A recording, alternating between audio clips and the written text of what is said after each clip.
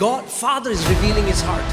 पिता अपने दिल को सिखा रहा है उसको। मगर अगर आप रेवलेशन की आत्मा के बिना स्क्रिप्चर को पढ़ोगे तो आपको पता चलेगा हाँ परमेश्वर परीक्षा लेता है। मेरा बेटा ले लिया परमेश्वर ने, कैंसर हो गया, इब्राहिम का भी तो लिया था। लोग कहते हैं परमेश्वर ने इसहाक को भी तो मांगा। मेरा सवाल है मांगा पर क्या लिया? He was teaching Abraham gospel in a language Abraham understands. वो अब्राहम को सुसमाचार उस भाषा में सिखा रहा था जिस भाषा में अब्राहम समझ सकता। परमेश्वर इब्राहिम को ये सिखा रहा है, इब्राहिम मैं वो देवता नहीं जो तुझसे तेरा बेटा मांगे, मैं वो परमेश्वर जो अपना बेटा तेरे लिए बलिदान करेगा। So God is trying to teach Abraham, I am not one of those gods who will ask you for your son in sacrifice, but I am the God who will give my own son as a sacrifice for you.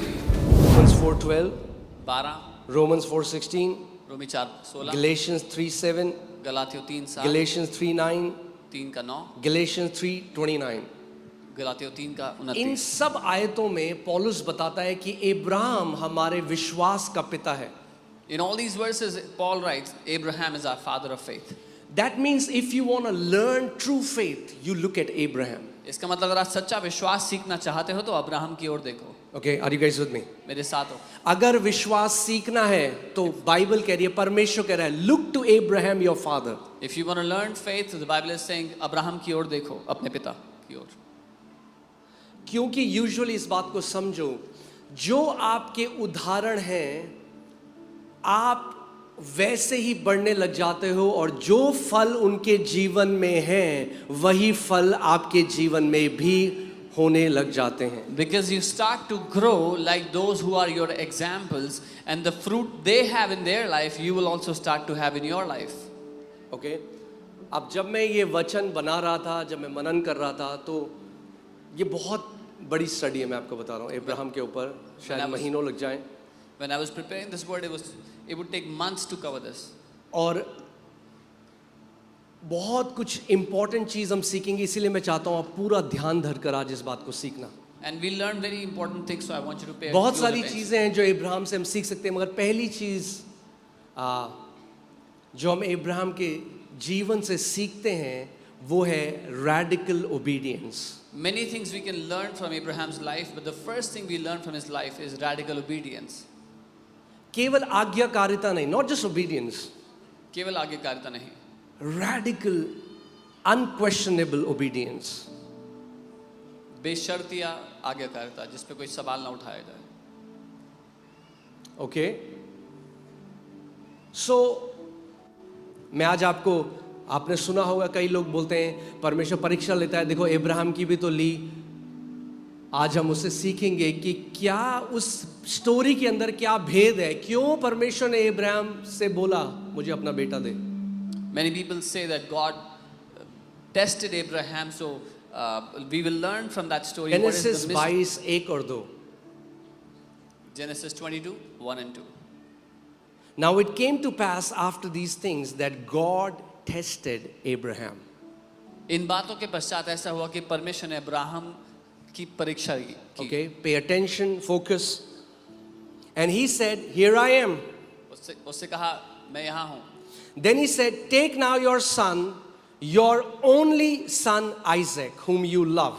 उसने कहा अपने पुत्र को, अर्थात अपने इकलौते पुत्र इसहाक को जिसे तू प्रेम करता है, संग लेकर And go to the land of Moriah. Moraya देश में चला जा। And offer him there as a burnt offering on one of the mountains of which I shall tell you. और वहाँ उसको एक पहाड़ के ऊपर जो मैं तुझे बताऊंगा होम बलि करके चढ़ा या जला करके चढ़ा। अब अगर आप लोग नहीं जानते तो ये बहुत साधारण बात थी इब्राहिम के समय में। If you don't know, at the time of Abraham, this was a very common practice. सारे जो देवी देवता थे उसके समय में वो बच्चों का बलिदान मांगते थे लोगों से। All the gods and goddesses of that time, they would ask for a child sacrifice. आज आप भेद सीखोगे कि इस स्टोरी में गॉस्पेल छुपा हुआ है। Today you will learn the mystery that the gospel is hidden in this story. Okay, so परमेश्वर इब्राहिम से कह रहा है वो तेरा बेटा जिससे तू बेइंतहा मोहब्बत करता है, बेइंतहा प्यार करता है, इसहाक, उसको मुझे बर्न्ट ऑफरिंग चढ़ा। God tells Abraham that your son Isaac, whom you dearly love, your only son, give him to me as a burnt offering. अब जो पेगन प्रैक्टिसेस थी उस समय के, जो देवी देवता होते थे, जो जादू टोना होता था, वो बहुत कॉमन था कि वो बच्चों का बलिदान मांगते रहे। बाल देवता, अगर आप बाइबल में पूरे पुराने नियम में पढ़ेंगे, मोलक, बाल, ये वो देवता थे जो लोगों से कहते थे give me your son. This was a very common practice back in that day. All the gods and goddesses, all the deities that used to be worshipped, they would ask for a child sacrifice. Let's go to Jeremiah 19:5. They have also built the high places of Baal to burn their sons with fire for burnt offerings to Baal. यर्मिया 19:5, और बाल की पूजा के ऊंचे स्थानों को बनाकर अपने बाल बच्चों को बाल के लिए होम कर यानी कि जला कर दिया। ओके, क्या करते थे उस समय के लोग? वो अपने बच्चों को क्या करते थे? सैक्रिफाइस करते थे। Can you put a picture? I want to show you a picture कि ये देखिए, ये बाल की मूर्ति है, और क्या किया जाता था, इस मूर्ति के चारों ओर बहुत ज़्यादा आग जलाई जाती थी, और इसके हाथ ऐसे होते थे, और एक छोटा सा बच्चा इस मूर्ति के हाथों में रख दिया जाता था, और जब वो बच्चा रखा जाता था तो वो एकदम कोयला बन जाता था, क्योंकि इतनी आग होती थी। So they would put fire around the statue of the deity Baal and put a child in the hands, and the child would be burned instantly because of the fire. अब सवाल ये आता है, और ये बहुत कॉमन प्रैक्टिस थी पुराने, आप जाके आप इसको रिसर्च कर सकते हैं, you can research, you will And find this was a very common practice back in that day. You can research about it. Okay. अब सवाल ये आता है कि परमेश्वर क्यों अब्राहम को वही बात बोल रहा है जो उस समय के देवता बोलते थे लोगों को। Now the question comes, why is God telling Abraham the thing which the deities of that time used to tell its people? Because God wants to teach Abraham, I am not like these gods. क्योंकि परमेश्वर Abraham को ये सिखाना चाहता था कि मैं इन ईश्वरों की तरह नहीं हूँ, मैं इन देवताओं की तरह नहीं हूँ, मगर he can teach him through the language that he understands. I am not like these gods, लेकिन वो उसको उसी भाषा में सिखा सकता है जिसको अब्राहम समझ सकता है। ओके, अगर मुझे आज जूडा को कुछ सिखाना है जो 2.5 साल का है, तो मुझे उसके लेवल पे नीचे उतर कर उसे समझाना पड़ेगा, मैं अपने लेवल पर उससे बात नहीं कर सकता। If I have to teach something to Judah today, who is 2.5 years old, I have to come down to his level and teach him in the language he understands, not at my level.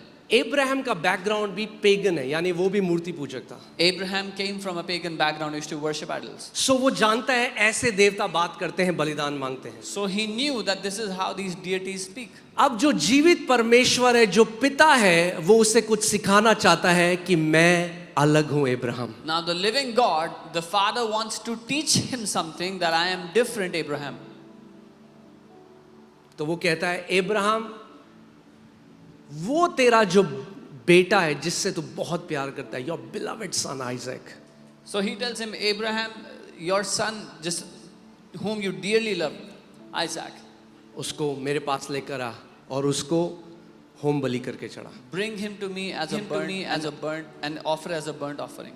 अब ये test है Abraham के लिए कि परमेश्वर उससे कह रहा है, जैसे ये बाकी लोग अपने देवताओं के लिए अपने बच्चों को चढ़ा देते हैं, अब्राहम क्या तू मुझसे वैसा ही प्यार करता है?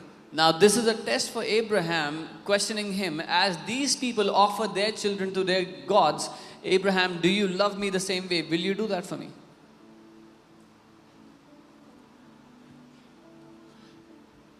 Gospel इसमें, I'll tell you. The Okay. gospel is in this.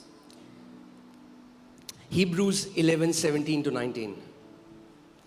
By faith, when he was tested, offered up Isaac. How did he offer Isaac? By faith, not by fear. Other people were doing it by fear. Abraham did it by faith. विश्वास ही से Abraham ने परखे जाने के समय में इसहाक को बलिदान चढ़ाया, डर के मारे नहीं। दूसरे लोग डर के मारे चढ़ाते थे, उसने विश्वास के द्वारा चढ़ाया। Okay, focus, because you're going to learn why it was by faith. आप सीखेंगे क्यों विश्वास से है। And he who had received the promises offered up his only begotten son. और जिसने प्रतिज्ञाओं को सच माना था, अपने इकलौते को चढ़ाया। ओके, अब्राहम ने किसको बलिदान किया, बलिदान करने चढ़ाया?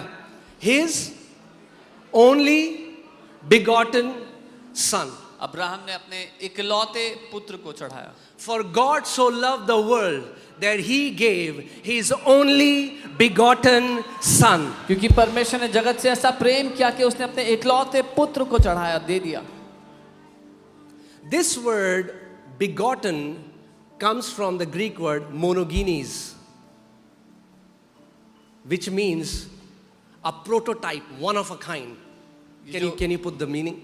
बिगॉटन शब्द है ये अंग्रेजी के प्रोटोटाइप शब्द या इकलौता एकमात्र जैसे. और अगर आप इधर राइट में देखेंगे Hebrews 11:17 में वही शब्द बिगॉटन इसहाक के लिए इस्तेमाल हुआ जो जॉन 1:18 में, जॉन 3:16 में, जॉन 3:18 में यीशु मसीह के लिए इस्तेमाल हुआ. And the same word begotten was used in Hebrews 11:17, which was used for Jesus in John 1:18, 3:16 and 3:18. Okay? Are you guys with me?